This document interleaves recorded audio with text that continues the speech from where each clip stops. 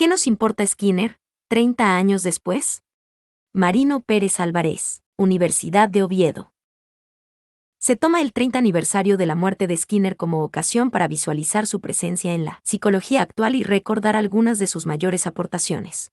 En general, se puede decir que Skinner brilla por su ausencia según abundan temas skinnerianos sin apenas citarlo y sin embargo se echa en falta su presencia según sus aportaciones resolverían algunos importantes problemas de la psicología como ciencia. Temas skinnerianos sin apenas Skinner son las adicciones al juego y las máquinas, el recién redescubierto test proyectivo auditivo, ruido blanco, la economía conductual y el nuevo inconsciente basado en el control ambiental. Aportaciones fundamentales de Skinner como el moldeamiento de la conducta operante como unidad funcional y la selección por las consecuencias siguen perentorias para la psicología actual en su persistente deriva dualista, neurocéntrica y esencialista. La ironía es que estas aportaciones revolucionarias en su día se dan hoy por hecho, sin percibir su alcance teórico y filosófico. Se sugieren algunos aspectos de su importancia más allá de su aplicación práctica ya incorporada. Palabras clave: conductismo radical, contingencia de 3 términos, ruido blanco, pequeño empujón, nuevo inconsciente. Cumplen este 2020 30 años de la muerte de Skinner el 18 de agosto de 1990. Pérez Álvarez, 1990. ¿Qué nos importa Skinner, hoy? Es una buena pregunta conmemorativa. Puedo adelantar según será mi conclusión que nos importa muy mucho. Para la audiencia donde fue ofrecida esta conferencia, como conferencia de clausura del 8º Congreso de la Sociedad para el Avance del Estudio Científico del Comportamiento, SABEC, sería como convencer a los leones de que sigan siendo carnívoros. Pero quizá no tan obvio para la psicología al uso, en buena medida vegetariana por decir abstinente del comportamiento según se nutre a base de procesamiento de la información, mindfulness, pensamiento positivo y discursos neurocéntricos. De modo que la referencia al comportamiento parece casi grosera. Como quiera que sea, Skinner es una de las figuras más eminentes en la psicología del siglo XX y en lo que va hasta la fecha. De acuerdo con un estudio que combina criterios cuantitativos, citas en revistas y textos, así como respuestas a una encuesta de psicólogos y cualitativos, reconocimientos científicos y uso epónimo del apellido, skinneriano, freudiano, etc. Skinner aparece el primero en una lista de los 100 psicólogos más influencer del siglo XX, seguido de Piaget y Freud, Bloom et al. 2002. Me permito hacer algún comentario de los dos siguientes, no antes de señalar las grandes diferencias entre los tres, indicativas de la pluralidad de la psicología como ciencia. Pareciera que cada uno, Skinner, Piaget y Freud, se centrara en una de las partes de esa concepción tripartita de la psique, conducta, cognición y emoción, si no fuera que esta tripartición es simplista y la psicología de cada uno de ellos demasiado compleja como para circunscribirla a una parcela. Más allá de las diferencias, ninguno basó sus investigaciones en el método científico positivista, ni siquiera Skinner, que incluso lo ridiculizó. Skinner, 1956. Smith, 1994. Tampoco en la estadística. En su lugar, utilizaron como método de investigación variantes del método clínico referido al estudio de sujetos individuales, independientemente de que Skinner y Piaget no eran clínicos. No quiero dejar de recordar el cuarto de la lista, Albert Bandura, quien en otra lista figura el primero, Piaget el segundo y Skinner el sexto, y Freud queda fuera porque la lista se centra en los psicólogos de posguerra. Dinner et al. 2014. Sin embargo, en mi opinión, Bandura para nada está en la misma escala o liga de Skinner, Piaget y Freud.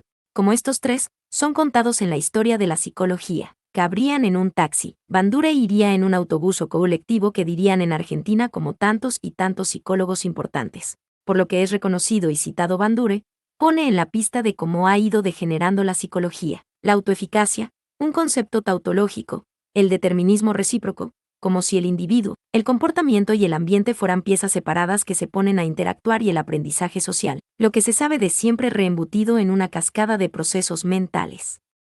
Bandura no tiene color, en mi opinión, con los desarrollos de los mismos temas que comparte con Arthur W. Stats, en ninguna de estas listas. Después de ser Skinner probablemente el psicólogo más eminente, resulta que está fuera de la corriente principal de la psicología académica. Tras la aclamada revolución cognitiva, el conductismo se dio por muerto. Sin embargo, recordando una vez más la célebre anécdota de Mark Twain utilizada por Freud respecto del psicoanálisis, se puede decir también que la noticia de la muerte del conductismo es notablemente exagerada. Firmado Mark Twain, o para el caso el conductista de turno. El conductismo no solo no está muerto, sino que está boyante en 3 sentidos según ya utilicé esta expresión en la conferencia inaugural del primer Congreso de la SABEC en 2012 en Sevilla. Pérez Álvarez, 2012. El conductismo está boyante, prueba de ello es este mismo Congreso con más participantes cada vez y a lo que salta a la vista de nuevas generaciones. Boyante también, todo hay que decirlo, en el sentido marítimo de flotante sin anclar apenas en la psicología académica permaneciendo fuera de la corriente principal. El conductismo también es boyante en el sentido taurino de embestir con firmeza y nobleza señuelos de la psicología. Sea por este carácter taurino que ciertamente no gusta en los tiempos vegetarianos que corren y sobre todo por el aluvión de la corriente principal, el conductismo permanece flotante sin calar hondo, aunque boyante en su feudo o nicho. Los conductistas tienen, como no, su jerga, temas preferentes y audiencia no punitiva, como Skinner define la psicoterapia, donde se expresan sin miedo de no ser entendidos. Al contrario, donde ellos son validados y sus expresiones reforzadas. El problema y la lástima sería que terminen por autoexcluirse y quedar como un sector dentro de la psicología, que se conforma y conforta a sí mismo, un poco, con perdón, como los lacanianos dentro incluso de la propia corriente psicodinámica.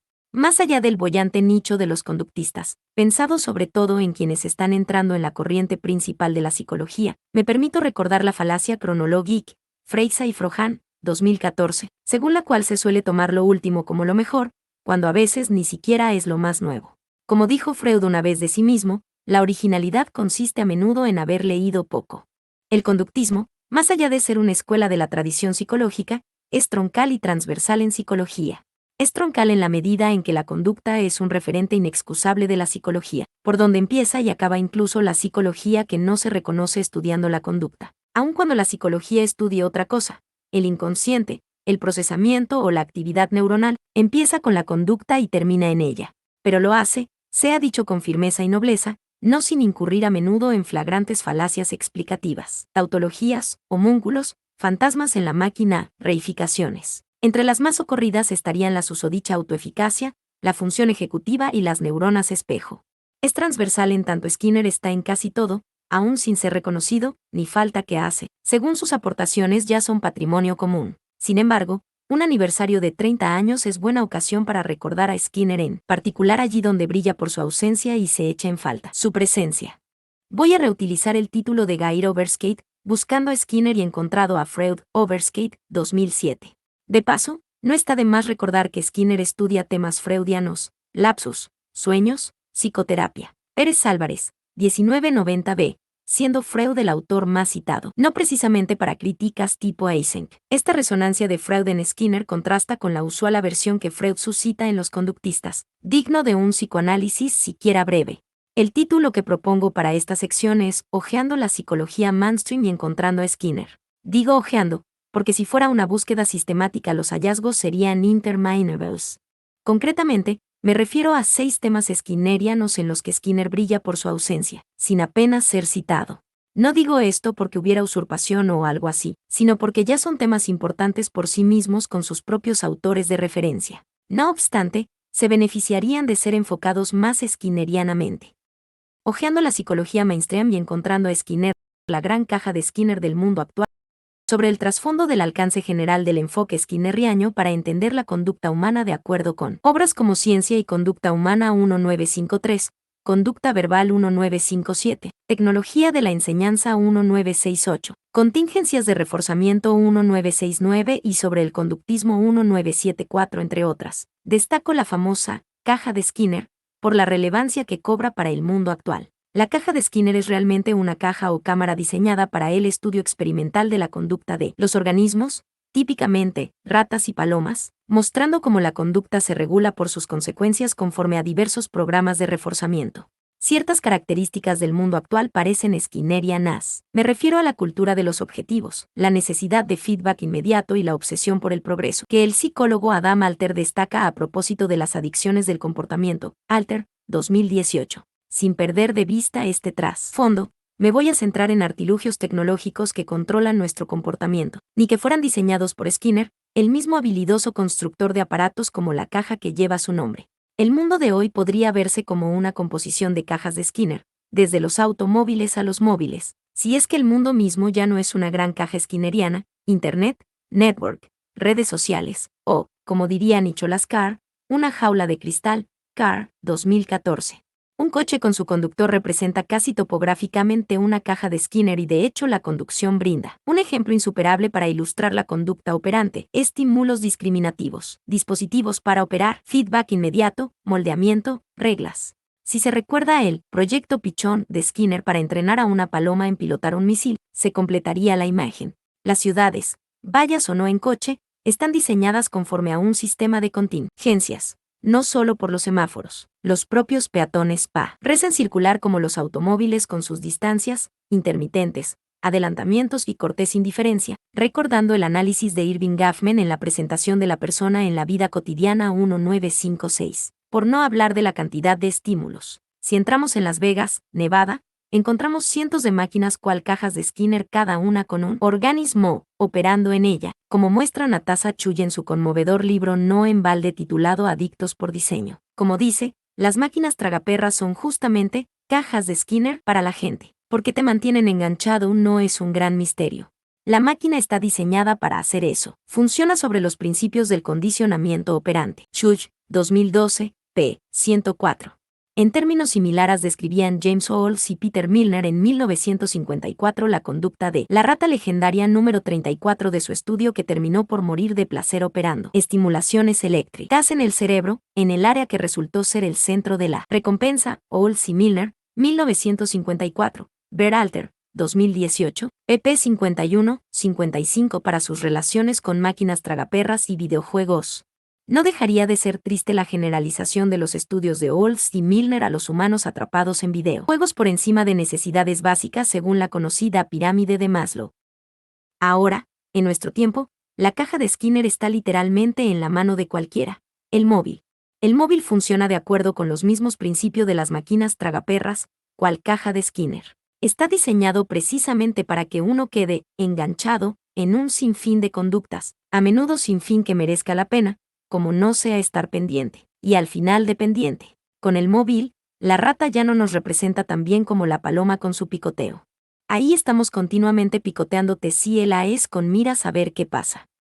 Unas veces pasa algo y otras no, como tener un correo o mensaje a su vez unos deseables entre otros que no lo son. Estamos de nuevo ante un programa de reforzamiento variable que convierte la conducta de picoteo o echar un vistazo en irresistible. Junkies tecnológicos, Alter, 2018. El maldito enganchamiento está en esa protensión de la próxima vez, que siempre se ofrece como una ocasión para que pase algo o al menos ver qué pasa, cuya verdad solo se muestra si obras. Así de abocada al futuro y de contingente es la vida humana. Pérez Álvarez, 2004. Tras la conducta de observación, echar un vistazo o picotear. Vienen las operaciones de enviar mensajes y pone algo en la red y así nueva espera y picoteo y al fin los me gusta, encarnación digital de los reforzadores en la caja de Skinner. A la par, están los videojuegos, paradigmático Tetris, Alter, 2018.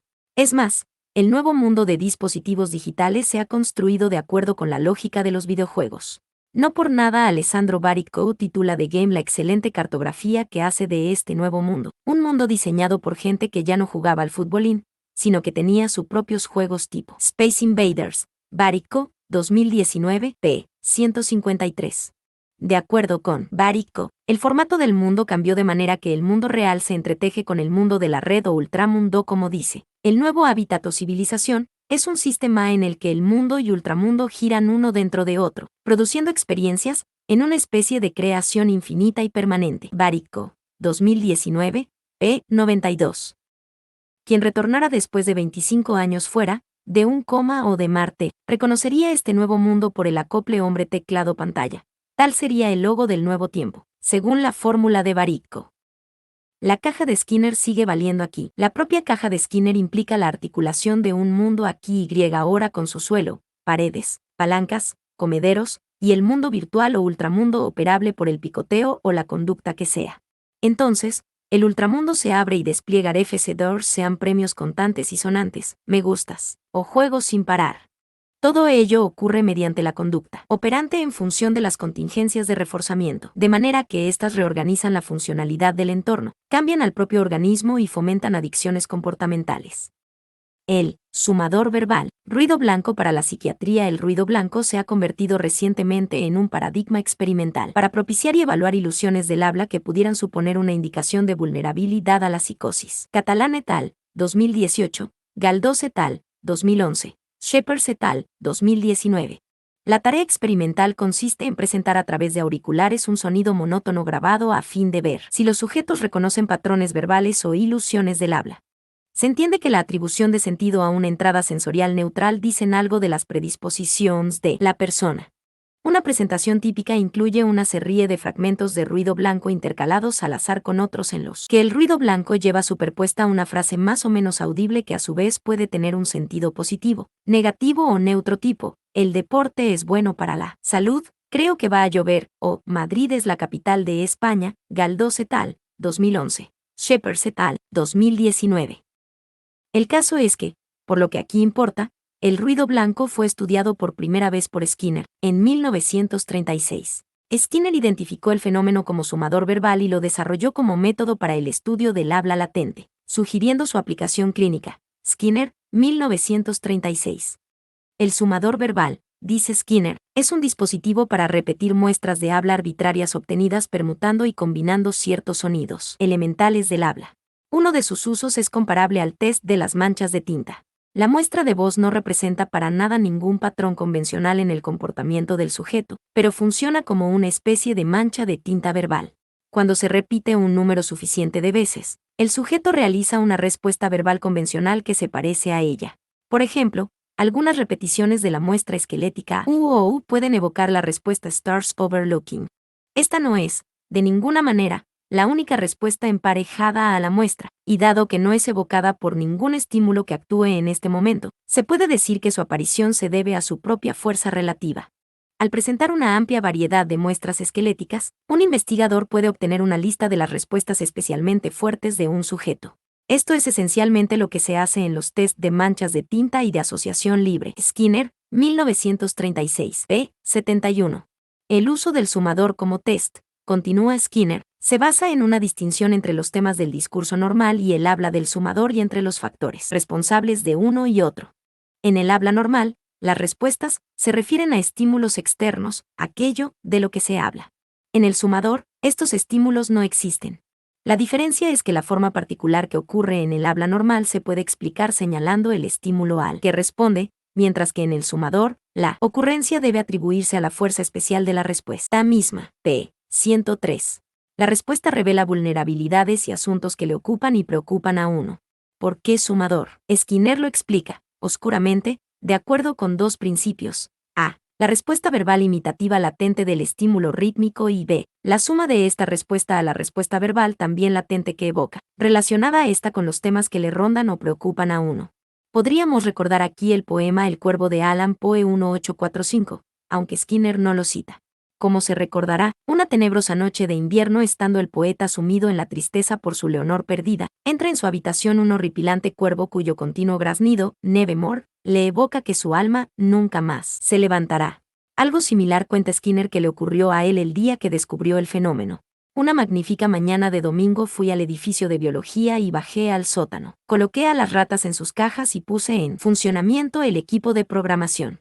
Todavía seguía utilizando interruptores de circuito y los impulsos de la fricción que se producían emitían una especie de pulsación rítmica. Dida di dida, dida de dida. De repente, me oí decir, You will never get out, you will never get out. Tú nunca saldrás, una respuesta imitativa, continúa Skinner, había unido sus fuerzas a una respuesta latente que yo atribuía a un origen bastante obvio. Me encontraba prisionero en mi laboratorio en un día maravilloso. Skinner, 1980, p. 263. El artículo de Skinner se dedica a especificar el procedimiento experimental y analizar los datos, cuantitativa y cualitativamente. Respecto al análisis cualitativo, clasifica las respuestas por su contenido en categorías: asuntos personales, órdenes, haz esto, temas especiales, amor, religión y mundo exterior, objetos concretos. Como concluye, no hay nada nuevo por el lado temático del sumador verbal. En el diseño y producción de patrones poco claros de sonidos del habla, solo estamos reproduciendo una condición muy común. El comportamiento de un sujeto al leer en los sonidos algún significado propio es parte de la experiencia de la mayoría de las personas. El paranoico que escucha críticas de sí mismo y del místico que escucha voces del otro mundo son solo casos extremos de estos fenómenos familiares. La ventaja del sumador es que lleva al sujeto al laboratorio, y a través de un mejor control del material estimulante mejora la observación casual como un medio para descubrir las leyes básicas que gobiernan estos aspectos del comportamiento. Skinner, 1936, p. 104. De acuerdo con Alexandra Rutherford, el interés de Skinner en el potencial proyectivo de su técnica fue relativamente breve, pero varios médicos e investigadores explotaron este potencial y adaptaron la técnica tanto para investigación como para fines aplicados. La idea de una mancha de tinta auditiva les pareció a muchos una innovación útil. Rutherford, 2003. Como decía su colaborador entonces, Fred Keller, el instrumento pasará a convertirse en aparato corriente para todo psiquiatra clínico, puesto que reduce a una pequeñísima fracción de tiempo el requerido para localizar unos complejos, a los que se había referido Skinner antes. Como le dijo Skinner a Fred, el experimento del lenguaje sigue haciendo ruido. Skinner, 1980, p. 266. Contingencias y reglas. Sistema 1 y Sistema 2. Los sistemas 1 y 2 refieren dos modos de pensar: rápido, despacio, descritos y popularizados por Daniel Kahneman, psicólogo y Premio Nobel de Economía. Kahneman, 2012. Mientras que el sistema 1 supone una reacción rápida, intuitiva, automática, sin pensar, el sistema 2 supone una respuesta atenta, lenta, controlada, pensando qué y cómo hacer. El sistema 2 entra a funcionar cuando nos encontramos con situaciones y tareas para las que no disponemos de respuestas automáticas. Cuando estamos aprendiendo a conducir, predomina el sistema 2, siempre pensando cómo hacer, atentos a cada cosa que luego se integrará en un sistema 1, conduciendo casi sin pensar. Sin embargo, no faltarán situaciones y trances de la conducción que requieren del sistema 2. Ambos sistemas se complementan, no sin conflicto, así en la carretera como en la conducción de la vida. A veces hay que reaccionar sin pensar, pero no siempre es lo mejor. Y pensar demasiado acaso priva de intuiciones intelligentes. El sistema 1 y 2 se corresponden respectivamente con la distinción de Skinner entre conducta moldeada por las contingencias y conducta gobernada por reglas, contingencias y reglas. Skinner desarrolla esta distinción, ya presente en Ciencia y Conducta Humana de 1953, a propósito de un análisis operante de la solución de problemas en contingencias de reforzamiento de 1969, Skinner, 1979. Un problema ocurre cuando conductas anteriores no funcionan dada la situación.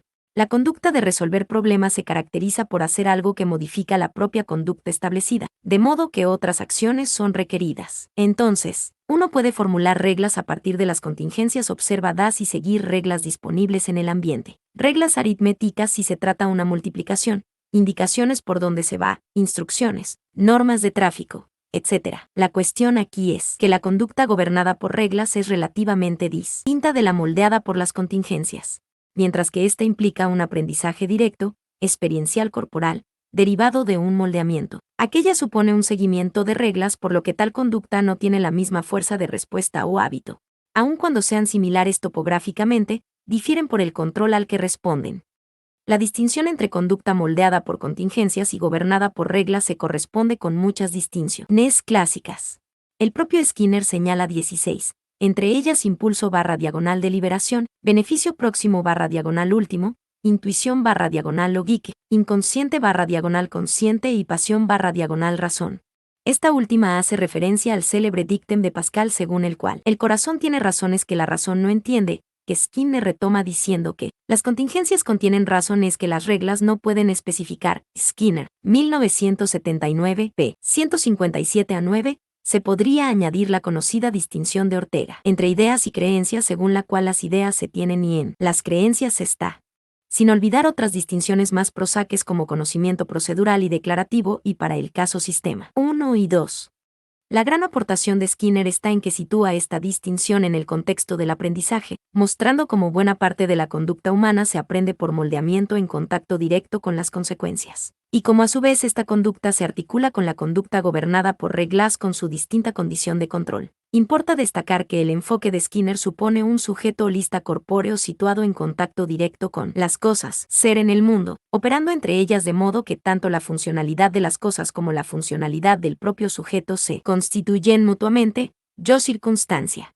El enfoque holista de un sujeto situado contrasta con el enfoque mentalista mecanicista de los sistemas 1 y 2. el propio Kahneman se previene del posible reproche de su denominación y personificación de dos sistemas como si fueran pequeños personajes, homúnculo, dentro de la cabeza. Kahneman, 2012, p. 45.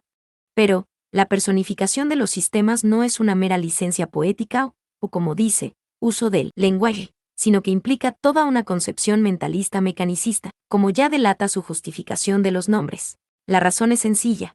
Sistema 1 y Sistema 2 en vez de sistema automático y sistema esforzado ocupan menos espacio en la memoria operativa, p. 46.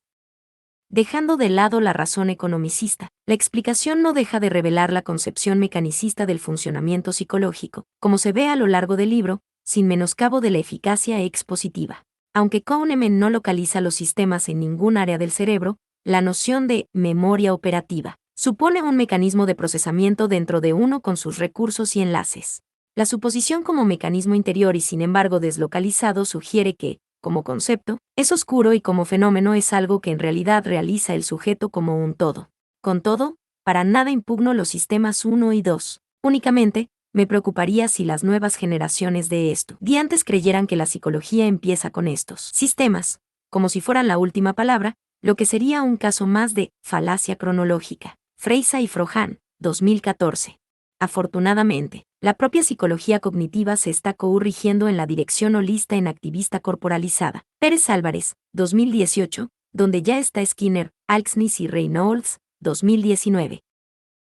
Ciencia y conducta humana. Economía conductual. Una nueva ciencia económica se ha desarrollado de la combinación de la psicología experimental, Amos Tversky y Daniel Kahneman, y la economía cuya historia relata de P.R.I. Mano Richard Thaler, Premio Nobel de Economía en 2017. Thaler, 2016. Tversky y Kahneman empezaron por mostrar que la gente se comporta como humanos, no como economistas, de modo que su conducta está influida por cantidad de sesgos cognitivos y condiciones ambientales que ni siquiera notamos. La economía conductual pone de relieve el comportamiento humano real y dispone las condiciones para su modificación de la manera conveniente.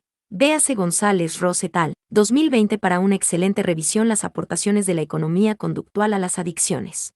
La economía conductual muestra que el comportamiento está influido por el entorno más de lo que creemos y queremos y que modificando este se cambia aquel. Aunque la economía conductual no se reduce a esta fórmula, ni se deduce del análisis de la conducta, parece sin embargo que redescubre a Skinner. Considérese conceptos característicos de la economía conductual como la heurística, el priming, el anclaje, el pequeño empujón, nudge, y el autocontrol. Kahneman, 2012, Thaler, 2016.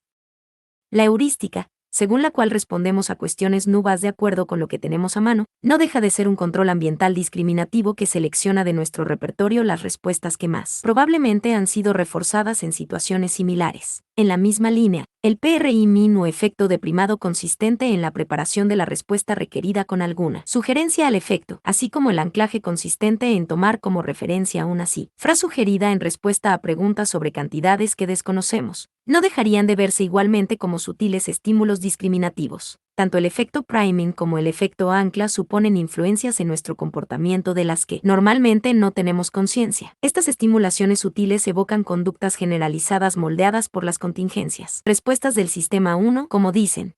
Aun cuando la heurística, el priming y el anclaje se puedan entender en términos del análisis de la conducta, todo se ha dicho, el análisis de la conducta resulta un tanto forzado y constrictivo para cubrir estos fenómenos. El pequeño empujón, nudge, es cualquier aspecto del ambiente que altere la conducta de la gente de una manera predecible y sin ninguna amenaza o incentivo económico. La intervención debe ser fácil tanto de hacer como de evitar. Se trata de una opción sugerida, pero libre de hacerse sin coste. En términos conductuales, responde a un control de estímulo, sutil, propicio para comportamientos que conllevan reforzamiento positivo. El ejemplo más famoso es una mosca pintada en los urinarios para hombres de manera que mejora el objetivo. Otro ejemplo es la disposición de la fruta al principio de la cadena de un buffet libre, en vez de al final, de modo que su elección puede evitar la elección de otros postres menos sanos que se encontrarán en la misma barra. Más adelante, Thaler y Sunstein, 2011. La teoría del pequeño empujón se propone influir en las decisiones de la gente de manera que las personas se encuentren en la mejor situación para elegir por sí mismas. Este control ambiental lo conciben como arquitectura de la elección y la influencia como paternalismo libertario. Por un lado se sugiere hacerlo mejor y por otro mantener la libertad de elegir. El autocontrol es otro concepto redescubierto por la economía conductual, alternativo a la apelación de la economía tradicional a la fuerza de la voluntad y a la racionalidad. Se trata ahora de que uno mismo disponga las condiciones para hacer lo que más le convenga a medio y largo plazo, en vez de caer en las tentaciones de lo que apetece en el momento, no siempre lo más conveniente. La cuestión es el conflicto dentro de uno entre la personalidad planificadora, preocupada por el futuro, y la ejecutora, que vive en el presente según la metáfora utilizada. Saller, 2016, p. 165. La tarea aquí está en tratar de influir en las propias decisiones por medio de recompensas y castigos y de imponerse normas que limiten nuestras opciones. p. 167. Situado en la década de 1970, Saller busca en la psicología, sin encontrar prácticamente nada, como dice, más que los incipientes trabajos de Walter Mischel sobre la demora de la gratificación. p. 159. Sin embargo, el autocontrol ocupa todo un capítulo en Ciencia y Conducta Humana de 1953. También ocúpanse en 2 capítulos el control económico referido al dinero como refuerzo y programas de retribución, el control ambiental y la planificación de una cultura. De hecho, el control ambiental y el reforzamiento positivo son el leitmotiv en esta y otras obras de Skinner. Es interesante señalar que Skinner también mantiene una posición libertaria y crítica con el castigo y el reforzamiento negativo. En realidad, la posición de Skinner, de acuerdo con Murray Goddard, es muy parecida al principio del paternalismo libertario de Saller y Substein, Goddard, 2012, p. 565. A la par que expone Skinner el control derivado de la ciencia de la conducta, se refiere también al contracontrol, siendo el problema del control el último capítulo de Ciencia y Conducta Humana referido a la defensa contra el despotismo y a quien controlará. Como dice, podemos considerar necesario cambiar una filosofía que pone su acento sobre el individuo por otra que ponga de relieve la cultura o el grupo. Pero también las culturas cambian o perecen, y no podemos olvidar que han sido creadas por la ascesión individual y que sobreviven solo debido a la conducta de los individuos. Skinner, 1974, p. 470. Control ambiental. ¿Por qué hacemos lo que hacemos? Muchas cosas influyen en nuestro comportamiento, sin saberlo. Se habla hoy de mente inconsciente. Ya no es el inconsciente freudiano cargado de motivos ocultos a menudo neurotizantes. El nuevo inconsciente se presenta en términos de procesos mentales que operan fuera de nuestra conciencia, facilitando nuestro funcionamiento. El sistema 1, la heurística y el efecto de primado, ya citados, son ejemplos de este tipo. Sin embargo, el referente ahora es el libro del psicólogo social John Bargh, especialista en automaticidad, titulado ¿Por qué hacemos lo que hacemos? Bargh, 2018. El libro sistematiza 40 años de investigación en 3 partes. Como el pasado, el presente y el futuro ocultos influyen en lo que hacemos. El pasado oculto incluye la historia evolutiva, las experiencias tempranas y la cultura. El ejemplo más famoso es la taza caliente en las manos que, al parecer, influye en nuestras sensaciones sociales, apreciándolas como cálidas. Lo contra, río si estuviera fría. Se entiende que este efecto puede estar relacionado con las experiencias tempranas de apego y confianza con su calidez física y emocional. Bargh, 2018, pp. 83 a 96. Ejemplos de presente oculto serían la imitación mutua en las interacciones sociales y como un contexto de amabilidad invita a la amabilidad y cristales rotos invitan a seguir rompiéndolos tanto literal como metafóricamente. Ejemplos de futuro oculto tienen que ver con los deseos, expectativas, proyectos y valores, como reorganizan las cosas presentes. Un experimento clásico es el distinto recuerdo tras ver el video de una casa en la perspectiva de un ladrón o un comprador. p. 296. Bargh cita también la intención de implementación consistente en un plan de qué hacer en concreto, si ocurre alguna distracción, etc., como más eficaz que meramente tener una intención firme de hacerlo. p. 356. Aunque nuestro autor se abre paso entre Freud y Skinner, a quienes parece perdonar la vida cuando dice Skinner, como Freud, no se equivocaba del todo. Bargh, 2018, p. 357. La mente inconsciente a la que se refiere Bargh remite continuamente al control ambiental, un terreno skinneriano. Como dice en otro sitio, gran parte de lo que Skinner afirmó, citando conducta verbal, en términos de control ambiental directo sobre los procesos mentales superiores ahora se ha validado en la investigación contemporánea sobre los efectos de primado en una variedad de fenómenos psicológicos. Bargh, 2008, p. 142. El ambiente es inherente a la conducta, de modo que difícilmente es neutral, sin funciones discriminativas y reforzantes derivadas de la historia de aprendizaje. Aspectos del ambiente constituyen clases funcionales sin necesidad de una experiencia directa con cada instancia para que evoquen conductas discriminadas, no azarosas. Así, hacemos lo que hacemos debido al control ambiental adquirido. Los ambientes seleccionan conductas de nuestros repertorios en función de las consecuencias ambientales pasadas, sin que tengamos conciencia de ello. El inconsciente oculto es en realidad profundamente superficial. Puede entenderse que los ambientes constituyen clases funcionales o marcos relacionales que nos influyen sin saber cómo, debido a que buena parte de nuestro comportamiento está moldeado por las contingencias. El control por las consecuencias pasadas implica que nuestras conductas presentes están a expensas de las consecuencias posibles futuras. De modo que la situación presente aboca a consecuencias mediadas por las acciones que la propia situación evoca. El ambiente siempre nos está influyendo y nosotros comportando de alguna manera. Es imposible no comportarse. Tanto el pasado como el futuro están concentrados en el presente, copresentes. El pasado y el futuro se actualizan en el presente en cada conducta. Ni el pasado ni el futuro existen como entidades separadas. De ahí que en cada conducta estén influyendo condiciones que no podemos, ni necesitamos, verbalizar.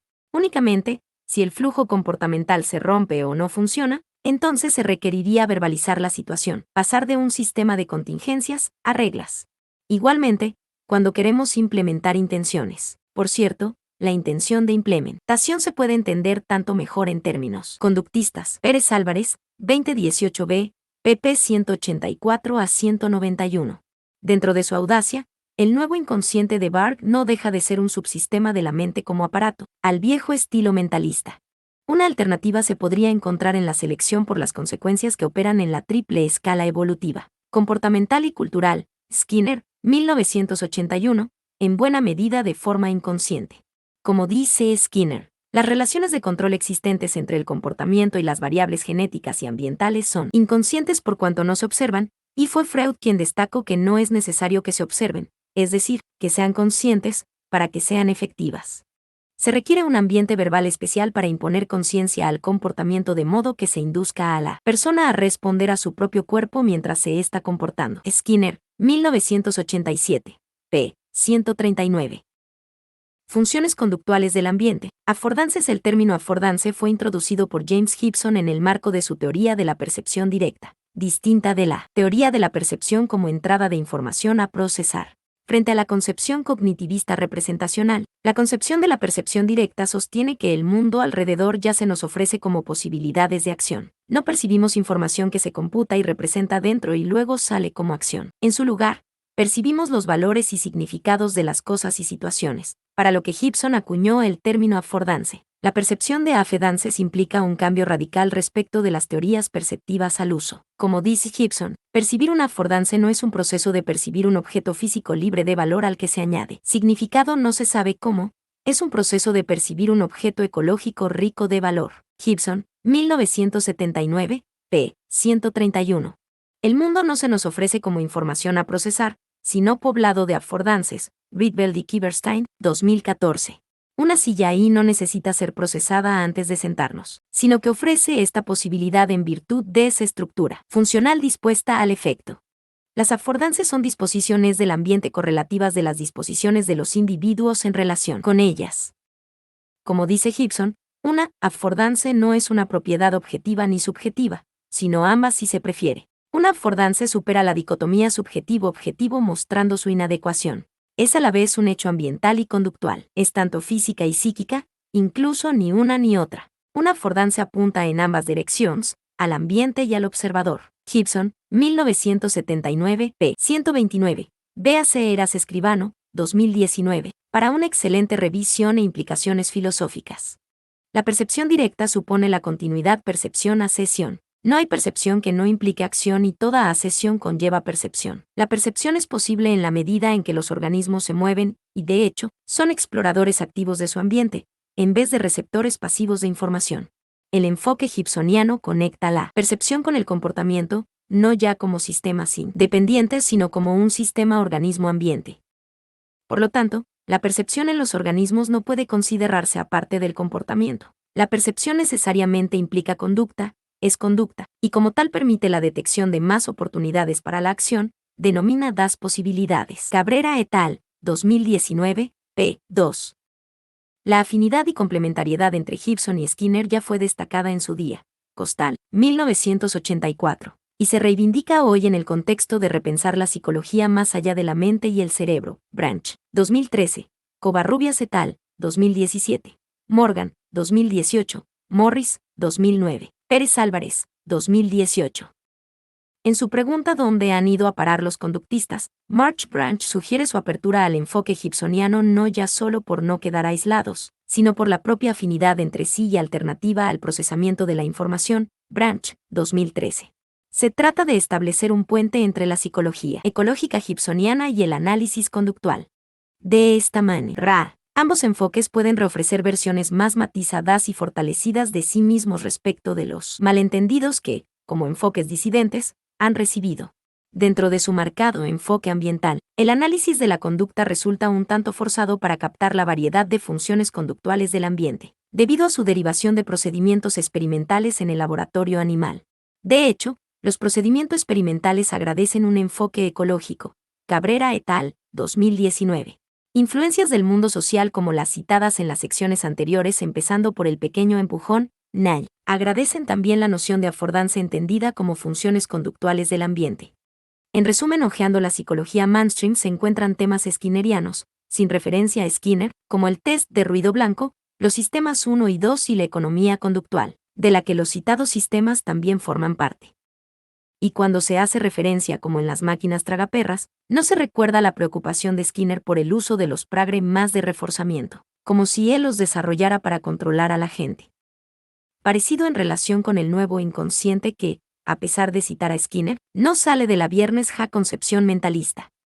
Un enfoque más skinneriano podría beneficiar estos temas siquiera fuera para sanearlos de su concepción mentalista, además de ser justos en el caso del ruido blanco. También hay que decir que esos temas se han desarrollado sin necesidad de Skinner, lo que puede significar dos cosas. Una es que las aportaciones de Skinner ya están integradas en la psicología general. Otra es que sus aportaciones han quedado relegadas en sus propios nichos de investigación, redescubriéndolas sin la jerga conductista, también sin su enfoque. Mención especial merece la noción de afordance como territorio que aguarda mejores tiempos para una alianza de la psicología operante y la psicología ecológica, Skinner y Gibson. Pero, ¿cuál es la importancia de Skinner? La importancia de Skinner, tal como yo la veo, la importancia de Skinner es múltiple a juzgar por la cantidad de aspectos que unos y otros extraen de su obra. Así, están los de la caja de Skinner y los de conducta verbal. Entre estos extremos, encontramos experimentalistas y analistas aplicados. Están, además, los que toman a Skinner como patrono de esto y lo otro, rigor científico, enfoque ambientalista, explicación de la conducta humana con base en las contingencias de reforzamiento, desmitificación de la libertad y dignidad como homúnculos, antimentalismo, pragmatismo. En este contexto, se me permitirá mi propia visión. Empezaré por destacar la filosofía del conductismo y los dos Skinner, para después señalar su mayor descubrimiento y mayor aportación a la psicología. Se entiende que no cabe más que apuntarlo. En mi descargo, me remito a Contingencia y Drama, Pérez Álvarez, 2004. Filosofía del conductismo. El conductismo es una filosofía de la psicología que toma la conducta como su tema, diferente de otras filosofías cuyos referentes son, por ejemplo, el funcionamiento del inconsciente, los procesos mentales o la computación neurocognitiva. Dentro del conductismo, se distingue el conductismo metodológico del radical o skinneriano, de acuerdo con una distinción del propio Skinner en 1945. El conductismo metodológico toma la conducta como método para estudiar procesos inobservables a título de variables intermedias o constructos hipotéticos sobre los que explicar de retorno la propia conducta. Sería el caso de la psicología cognitiva. La psicología cognitiva sería en realidad un conductismo metodológico, con la terapia cognitivo-conductual al frente. Por su lado, el conductismo radical toma la conducta como referente por derecho propio, incluyendo el mundo privado, en realidad observable, con la particularidad de serlo para una única persona. Como dice Skinner, el único problema que ha de resolver una ciencia de la conducta, por lo que respecta al subjetivismo, se encuentra en el campo verbal. ¿Cómo explicar la conducta de hablar acerca de hechos mentales? Skinner, 1945. El problema entonces se convierte para Skinner en estudiar cómo es que hay una parte del mundo que solo se ofrece a uno. La respuesta está en el lenguaje, en cómo la comunidad verbal enseña a los individuos, empezando por los niños, a tener y dar cuenta de una parte del mundo que solamente se da a cada uno en privado, subjetivamente. El término radical, que tanto asusta como mal se entiende, significa total, sin excluir el mundo privado por la razón metodológica de inobservable, porque además sería observable, y de raíz, estudiar dónde radica, en las prácticas verbales. El conductismo radical tiene afinidades con otras filosofías como el pragmatismo, el contextualismo, Wittgenstein, así como con la fenomenología y el existencialismo, Day, 1969, Fallon, 1992, Ball y Grenz, 1967, Pérez Álvarez y Sass, 2008. La fenomenología y el existencialismo no solo comparten con el conductismo radical su radical antidualismo y antimentalismo, sino también su carácter radicalmente contextual. No en vano existir significa estar ahí, afuera, en el mundo. Como filosofía de la ciencia, el conductismo radical sería un tipo de constructivismo práctico material a tenor de su construcción experimental de los fenómenos, moldeamiento, y de su descripción de la conducta de acuerdo a sus relaciones funcionales, contingencias de reforzamiento. El conductismo radical enfatiza el control y la predicción, pero se caracteriza también por la descripción y la hermenéutica. Aun cuando se define como monista ontológico, de acuerdo a su prejuicio naturalista, el conductismo radical responde mejor a una ontología relacional que involucra relaciones entre realidades diferentes, biológicas, conductuales, institucionales, donde no todo es conducta, ni toda conducta es psicológica. Pérez Álvarez, 2018-2020. Dos Skinner. Hay dos Skinner, el experimentalista de la caja de Skinner y el de la conducta humana, cuya partición estaría en el citado artículo de 1945. Esta partición se ha visto en términos de un Skinner moderno y posmoderno, Maxley, 2001. Sin embargo, creo que se define mejor como experimentalista y teórico de la conducta humana, similar a los dos Bond, psicología experimental y psicología de los pueblos. En todo caso, en 1945 Skinner introduce la distinción entre los dos conductismos e inaugura la hermenéutica conductual empezando por cómo se construye el mundo subjetivo a través de la comunidad verbal. Luego vendrán sus libros, consistentes en interpretaciones de la conducta humana, así como de los términos psicológicos en buena medida mentalistas, como también el lenguaje ordinario. Como dice Skinner al comienzo de sobre el conductismo, en este momento me interesa más la interpretación que la predicción y el control. Skinner, 1987, p. 20. Aunque muchos conductistas están obsesionados con los datos, más falta y valor tiene la teoría. Obligada referencia aquí sería la teoría de la conducta individual de Emilio Rivas de acuerdo con coordenadas más interconductuales que propiamente skinnerianas, pero ejemplo, donde los haya de teoría psicológica basada en la conducta, Rivas, 2018. El mayor descubrimiento de Skinner está probablemente en el moldeamiento de la conducta, base de la conducta operante como unidad de análisis y de la selección por las consecuencias como principio causal. Ninguno de estos fenómenos eran desconocidos, como tampoco la caída de las manzanas antes de Newton según la leyenda, pero quieren una significación revolucionaria con Skinner, empezando por el moldeamiento. Un día de gran iluminación, de 1943, Peterson, 2004. Lo que hizo revelador ese día fue ver cómo se producía el moldeamiento de la conducta de un pichón, jugando al squash, mediante el reforzamiento a mano, no por medios mecánicos como solía ser.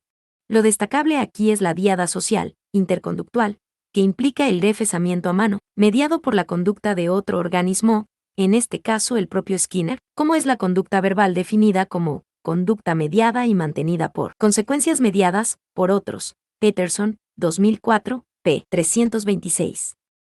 La ironía es que estas aportaciones están plenamente ahí integradas en la práctica de psicología, sin percibir su alcance científico y filosófico. 1. La construcción material de los fenómenos conductuales como explicación científica, base de la psicología como ciencia autónoma. A este respecto, se destaca el aprendizaje como el contexto determinante de la psicología científica. Fuentes, 2019. Las prácticas sociales, empezando por la educación, serían el gran laboratorio donde se construye la conducta, moldeamiento por las contingencias. 2. La introducción de orden experimental en la variabilidad de la conducta.